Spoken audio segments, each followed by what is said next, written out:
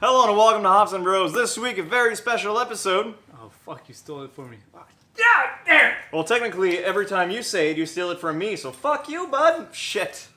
Craft Beer 101. For an open window on the craft beer world. Max and Chris from Ups and Brew. Ups and Brew. Welcome to Ups and Bros. Yeah. Roll the footage. So this week, we're doing Cascade. Cascade Hop. Yes. What it is, what does it do in its own life, what does it eat in winter? Yeah, so where does it come from? So, something you probably didn't know is that the Cascade was one of the most popular hops for a little while there. Every brewery was using it, everyone was praising it. A little while. This How takes long? us how long further back?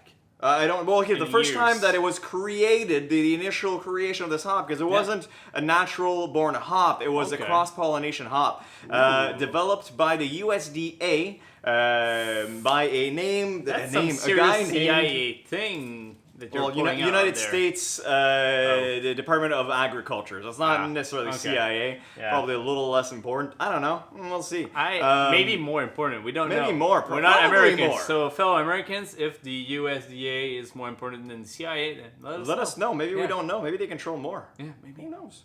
But So, anyways, Yes. developed at Oregon University by Jake Harmer. Harmer. So he basically cross-pollinated 3 different hops: the English Fogus, the Russian Fuggles. Sorry, Fuggles. If it's fungus, we don't know how to pronounce it. So It's Fuggle. for us, it's No, Fuggles. it is Fuggle. Okay. It's my bad. Because it sounds like fungus, and it's a hop. Fungus. It's Yeah, kind yeah, of like, eh. that's true. Well, even Fuggle is a little fungi. Anyways, We won't get into the fungus fungi. debate. You know, Chris. Sometimes You're I'm kind of a- I'm kind of a fun guy. Yeah.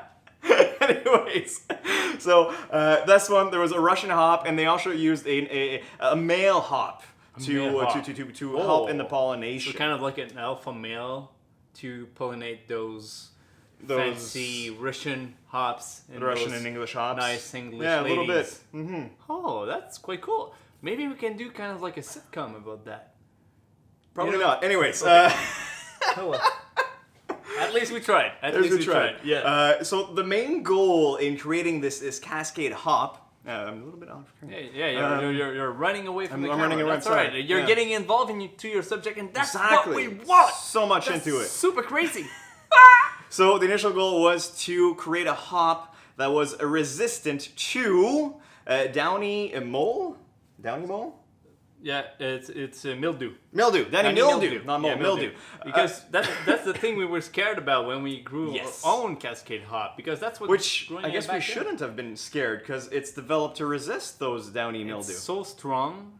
It's the perfect hop. So It's the perfect hop. scientists got together, created a hop that resists a lot of stuff, can do a lot of stuff to it at the same time. So And also, yes. my last little point Yeah, before we go go ahead. to your stuff.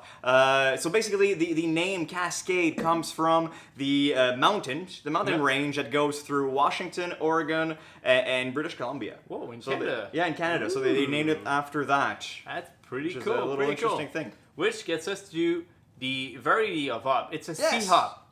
It's a Well sea hop. known. It's So a well-known family. It grows sea in the hop. sea. Yes, it grows underwater. No, sea hop because it comes from that family in the same region. Centennial, Chinook, Citra, all those C starting hops. Oh, that C, has- like the letter C. Exactly. Oh, yeah, not okay. C, the letter C. Like not SEA. No. The letter C. C, yeah. Sea hops. Okay. Or like C, our good friend from yes. BOS podcast. Podcast. There you go.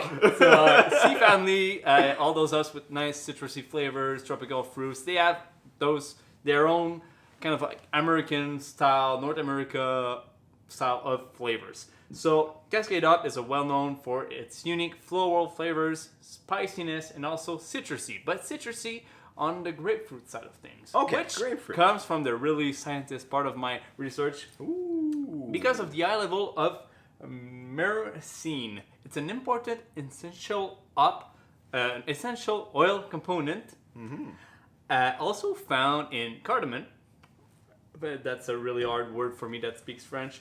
Parsley, Yeah. and cannabis. So yes, it's still relative to cannabis. Well, We won't get involved in that too much. No, but if you didn't know, the hop plant is cousin to the cannabis plant. So there's a lot of similarities between both plants, except one gets you drunk, the other one gets you high. Anyways, next Exactly. up. Back on the Cascade Hop. So we were talking about how perfect it is on the range. It's a perfect bittering agent, but also easy flavoring agent. So it's kind of a perfectly balanced hop. You don't get too much bitterness or too much flavor. It's kind of in Exactly. between. So if you want to use for one, you can. If you want to use it for the other, you can. At that Exactly. point, go check out our other videos on About bittering, IBUs. IBUs and all that, so you can know when to put it in your boil Exactly. to get the result. But you the want. Cascade is mostly used into the flavoring part of things Yes. because of their strong citrusy flavors. So it's a hop that ranges between 5.5 to 9% alpha acid. So the That's one we a lot. have on the table right now in pellets is at 5.8. 5.8, okay. So I think the range must be a little bit closer than it doesn't range close to 9. So I guess often. it also depends on where it's grown and Exactly. where So it's cultivated. It always depends on the terroir where it grew. Yeah. Because Which- it's one that will grow pretty much anywhere in North America. Exactly. But you will get you will get different hops if you grow them here as if you grow them in California or anywhere else. Because ours, the hop that we get, the Cascades that we got, they were growing in the ditch of the farmer. oh, and nice. they- Yeah, that's true. That's true. They those gave them ones. out Yeah, to yeah. us like for free. Just Yeah. hey, it was growing in my ditch, so here, take the hops. Yeah, so we did, and we're looking forward to trying a beer with them. Oh yes. Yeah. Maybe something, hops. something will happen with the ditch hops. And So maybe call them ditch hops beer. back to this. Still clocking at back to the all sciencey stuff. It clocks in at 7.5 beta acid. So it's a hop that you can, like we were talking about, it's a good flavoring hop.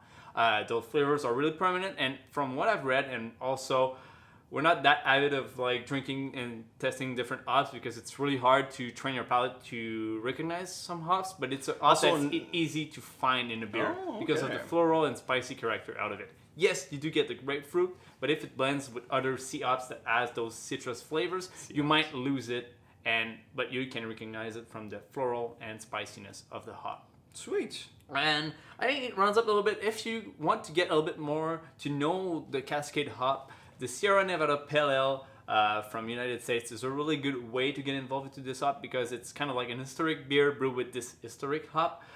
We didn't buy it because We didn't find it. Yeah.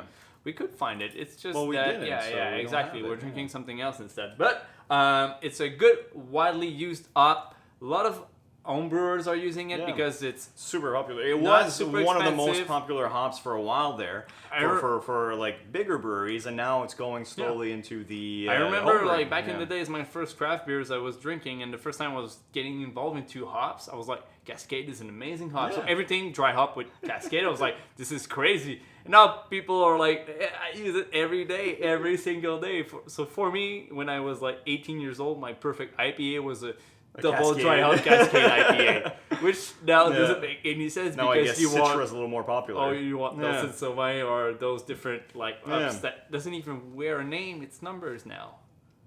Trendy numbers. Yeah, or ops like It's Enigma 101, or Vic 001, Secret. Vic 0. Secret is a new one.